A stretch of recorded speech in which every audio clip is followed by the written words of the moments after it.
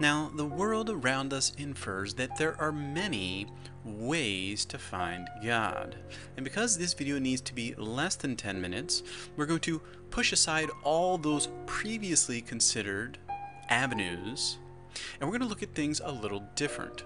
Instead of trying to find where God is, we're going to instead locate where He's not.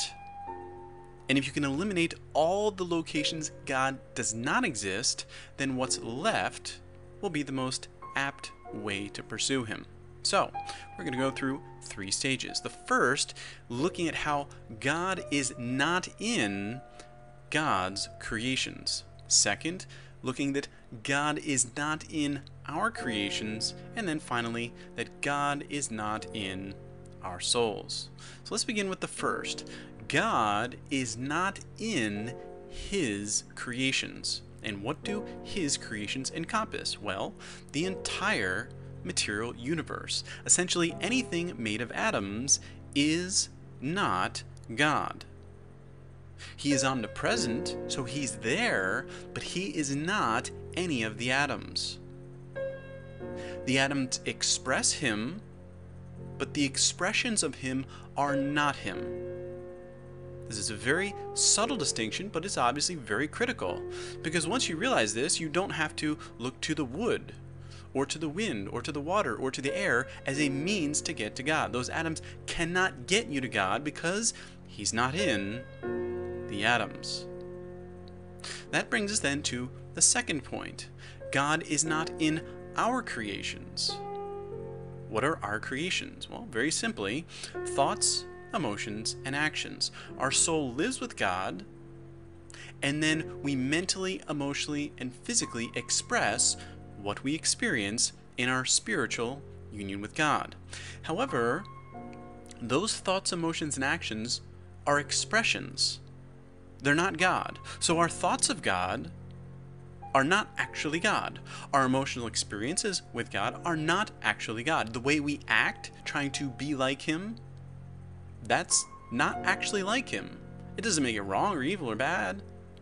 But we just need to understand that our creations that we take and produce from inside of ourselves, those thoughts, emotions, and actions, are not God. So as a simple example, we tend to make God very kitten-like. He's generally friendly, right? He likes to help us out, come to us in times of need, things like that. But that's not really God. It's not wrong to think of Him in that way. But understand the way we perceive Him, very kitten-like, is not His true nature. He's something grander, something more incomprehensible than we could possibly even dream. So that's important to keep in mind. Our thoughts, emotions, and actions about God are not God. So, we've just eliminated a lot of ways that we don't have to pursue to find God. We don't have to go to creation. We don't have to look at atoms. We don't have to look in our own mind, heart, and body. And that brings us to the final location where God is not located. Our souls. Now this seems very obvious, right? Of course God's not in my soul, because that would mean I'm God. And I know I'm not God, right? You know you're not God. Clearly we're not God. However, what happens inside this inner world we have? We have a soul. I am a soul. I'm not God. I am a soul. I'm a spiritual being.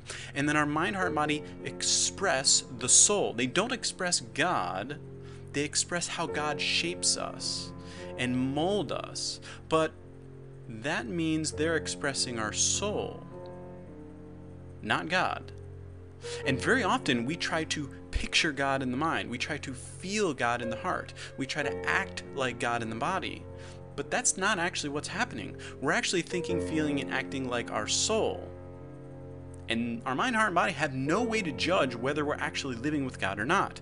They're trusting us as a spiritual being that we're living in spiritual union with God. And they're going to express us and assume that God's likeness, His fingerprints, are on the soul that they're expressing.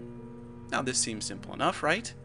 But the deception here is very subtle. Because remember, why did we eat the fruit in the Garden of Eden? Why did we sin? Because we wanted to be like Him. So we allow our mind, heart, body to think of us, to feel, to act like who? Like God. And remember, they don't have any way to check this because they don't have a direct connection to God. Only a soul is designed to be in relationship with God. So it is vital to always be impressing upon our mind, heart, body that they're not expressing God, they're expressing our soul, because our soul is not God. I am my soul. I am my spiritual being. God is not me. I am not God. Very simple, but extremely vital. And it is at the heart of sin to perceive ourselves, to try to be equal with God, even greater than God, because there can only be one God, right? So if we're equal with Him, someone's got to come out on top. And of course, we hope that will be us as fallen beings. But we can see here all that we've eliminated. We don't have to look to any atoms. We don't have to look to our own thoughts, emotions, and actions. We don't even have to look to our soul to find God. We can push all of those realms aside, and that leaves what? The unknown, right? This vastness, this infinite, what seems like nothingness. And that is the realm of God. The realm that is not of atoms, that is not of our perceptions, that is not of our soul. That remaining vastness is God. And when we turn away from all the other distractions, we realize that He's actually already here. So turn from the known, look away from it, and you'll find the unknowable one is already beside you. He's omnipresent, right? That means He's here right now. So why can't we see Him? Why can't we find Him? Why can't we unite with Him? Because we're looking and focused on all the things that are not Him.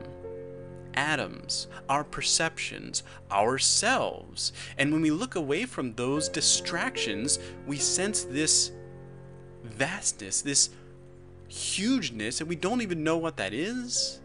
And that, of course, is God.